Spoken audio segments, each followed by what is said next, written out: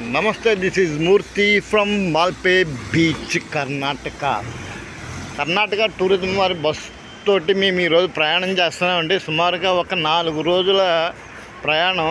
అంటే తీర్థయాత్రలు ముఖ్యంగా మురుదేశ్వర్ అని కుకి సుబ్రహ్మణ్యం వగేరా వగేరా అన్ని ప్లేస్లు చూసుకుని వచ్చి ఈరోజు ఇప్పుడైతే మాల్పే బీచ్కి వచ్చాము. సాధారణంగా బీచ్ అనగానే విశాఖపట్నం ఇటు పోర్టు దగ్గర నుంచి భీమిలి దాకా మాకు డైలీ సుపరిచితమే.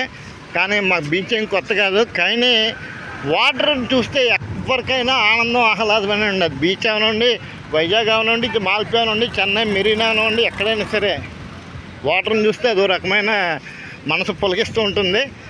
ఇక్కడ కూడా ఈ ఏరియాకి ఇది సుప్రసిద్ధం. చూద్దాం. ఇదిగోండి ఎక్కడెక్కడి నుంచో వస్తున్నారు. మన వైజాగ్తో కంపేర్ చేయలేం, కానీ ఇక్కడికి ఇది సూపరు. ఓకేనా, చూద్దాం రండి.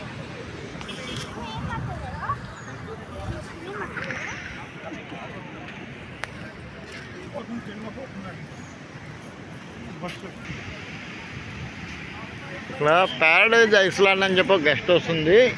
ఇక్కడ మీకు అంటే మనం చెప్పుకోదగ్గది ఒకటి ఉందండి. అంటే బీచ్ మనందరూ తెలిసిందే, కానీ ఐస్లాండ్ ఒకటి ఉందండి ఇక్కడ సుదూరంగా. మీకు కనబడుతుందో లేదో, అదిగోండి ద్వీపం. అంటే చుట్టూరు వాటర్ ఉంటుంది, మధ్యలో చెట్లు ఉన్నాయి. చూడండి ద్వీపం కనబడుతుంది, చూస్తారా? అంటే ప్రస్తుతం అది కాస్త డేంజర్లో ఉందట, అందుకనే దానికి దగ్గరికి తీసుకెళ్ళడం లేదు. ఒకవేళ వెళ్తే కనుక బోట్ షికార్ బాగుండేది. ఒకరికి పట్టపోషణ, మరొకరికి వినోదం. బీచ్ అనగానే ఒకటండి, మనిషి ఒకప్పుడు బ్రతకడానికి 3 పూట్ల తినడానికి చాలా కష్టపడేవాడండి. చేసేందుకు పని ఉండేది కాదు. ఒకవేళ పని ఉన్నా అరకొర జీతాలతోటి, అరకొర సంపాదనతోటి, అంటే 3 పూట్ల కాదు కదా, రోజుకి 1 పూట కూడా తినేందుకు చాలా కష్టపడవలసి వచ్చేది. కానీ ఇప్పుడు ఈ రోజుల్లో తిండికి లేకుండా ఆకలి చావు అనేది ఎక్కడ లేదండి. ఏదో ఒక పని చెయ్యాలి, కానీ కష్టపడి చేయాలి, కానీ బోల్డ్ పనులు ఉంటాయన్నమాట. అంటే అడుగు దెబ్బోడు ఎలాగా కూడా ఎప్పుడు అలాగే ఉంటుండే కాదంటలేదు. కానీ ఇలాగా ఇప్పుడు చూడండి, ఈ సముద్రమే జీవనాధారంగా తీసుకొని కొన్ని వేల కుటుంబాలు బతుకుతున్నాయి. అంటే మనకు కనపడే ఈ జాలర్లు ఒకటే కనపడతారు, కానీ ఇలా టూరిజంని ఒక ఆయుధంగా చేసుకొని అదొక వేగా చూసుకొని ఎంతోమంది జీవనోపాధి పొందుతున్నారు. ఇక్కడ బీచ్ వాలీబాల్ ఏదో ఆడుతూ అనుకుంటే అంతా యూనిఫామ్లో ఉన్నారు కుర్రాళ్ళు.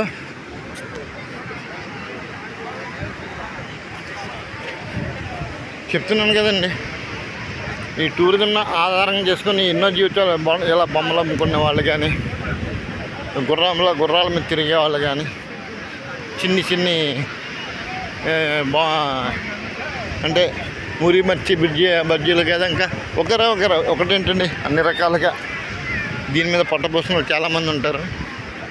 ముఖ్యంగా దీనికి వినోదం ఏంట్రా అంటే కాటేజీలు నిర్మించారు చిన్ని పతంగులు పైన గాలిపటాలు ఎగరేస్తున్నారు. తాతయ్య గారు ఎగరేస్తుంటే పిల్లలు ఆనందిస్తున్నారు.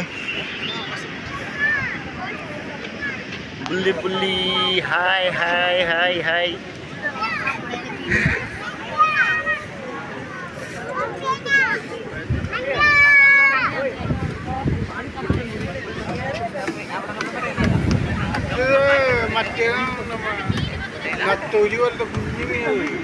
వైజాగ్లో మాకు ఇది డైలీ దినచర్య. అంటే ఒక గ్రూప్ హంటింగ్ అంటారండి. సుమారు 10-20 మంది కలిపి ఒకేసారి వేటకు బయలుదేరుతారు. అందులో వచ్చిన చేపల్ని పంచుకుంటారన్నమాట. ఇప్పుడు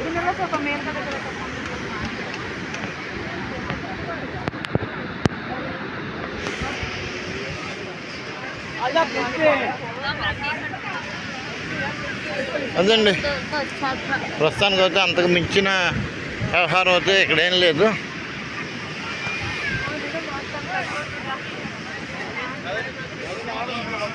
కాకపోతే ఒకటి చూసారా, చిన్నపిల్లలు ఇలా బయటికి తీసుకురావాలండి. ఇప్పుడు హాలిడేస్లో తీసుకొచ్చి ఎంత బాగా ఆడుకుంటున్నారు చూడండి. ఇళ్ళల్లో టీవీ ముందు రిమోట్ పట్టుకొని అలా కూర్చుంటే ఏముందండి, ఓపెనర్ తీసుకురావాలి. ఓకేనా? హర హర మహాదేవ శంభో శంకర్. ఓం నమ శివాయ, నమో నారాయణ. జై హింద్.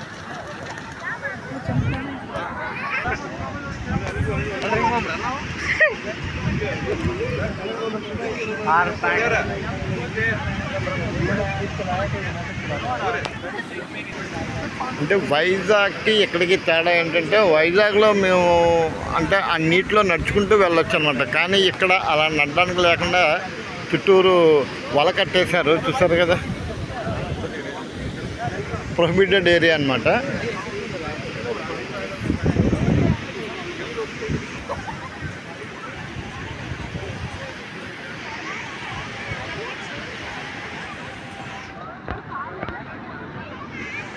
ఎవరు ఇక్కడ వేరుశనక్కాయలు పంచుతున్నారండి. ఇక్కడ అంటే కర్ణాటకలో ఇక్కడ ఏంటంటే వేరుశనక్కాయలు ఫ్రీగా పంచుతారట. ఎవరో ఈ మేడం గారు వచ్చి పంచుతున్నారు. ఇక్కడ ఆకాశం ఎగురుతున్నాయి కదండి గ్రద్దలు. సాధారణంగా ఇప్పుడు ఒకప్పుడు రాబందులు ఉండేవి. రాబందులు వేరు, గద్దలు వేరులేండి. వాటి యొక్క సంచారం, రాబందులు ఇప్పుడు మొత్తం ప్రపంచంలోనే ఒక 30-40 ఉన్నాయట, అంతే. అంత తగ్గిపోయింది. వాటి కాలక్రమేణా అవి జాతి అంతరించిపోయింది. ఎందుకు చేస్తానంటే దానికి ఒక రీజన్ చెప్తాను. ప్రస్తుతం మీరు చూస్తున్నవైతే మామూలు కాకులు కాదండి, గ్రద్దలు. అంటే కాకులు అందరూ తెలిసినవి. గ్రద్దలు అంటే కాస్త పెద్ద సైజులు ఉంటాయి. ఇవి ముఖ్యంగా వీటికి ఆహారం ఏంటంటే మాంసాహారం, మృత కళేబరాలను తింటూ ఉంటాయి అన్నమాట. ఒకప్పుడు రాబందులు కూడా అంతే, అలాగే తినేవి. అంటే రాబందులు ముఖ్యంగా అంతరించిపోవడానికి కారణం ఏంటంటే మనం వాడే పెస్టిసైడ్స్ అని చెప్పి శాస్త్రజ్ఞులు కలిగి ఉన్నారనమాట. పెస్టిసైడ్స్ ఏంటంటే ముఖ్యంగా అవి రాబందులు అంటే చనిపోయిన కళేబరాలు, అంటే జంతువుల యొక్క కళేబరాలు తినేవి. ఆ జంతువుల యొక్క బాడీలో ఈ కెమికలైజ్డ్ ఫుడ్ ఉండడం వల్ల అవి చనిపోయినప్పుడు ఆ కెమికల్ వాటికి పడక, అంటే మాంసంలో జీర్ణించిపోతాయి కదండి. అంటే కెమికలైజ్డ్ ఫుడ్ తినడం వల్ల మాంసం కూడా ఒక రకంగా కెమికలైజ్డ్ అయిపోయింది. ఆ కెమికలైజ్డ్ ఫుడ్, హింసాహారకాలు ఉండడం వల్ల ఆ ఫుడ్ ఆ గ్రద్దలకి పడక వాటిని తిన్న పక్షులు కూడా చనిపోయి కాలక్రమేణా జాతి అంతరించిపోయింది. కాబట్టి వీళ్ళంత వరకు ప్రకృతికి విరుద్ధమైన ఫుడ్ తింటే ఏ జీవైనా అంతే అండి, అంతరించిపోవాల్సిందే. ఏమంటారు?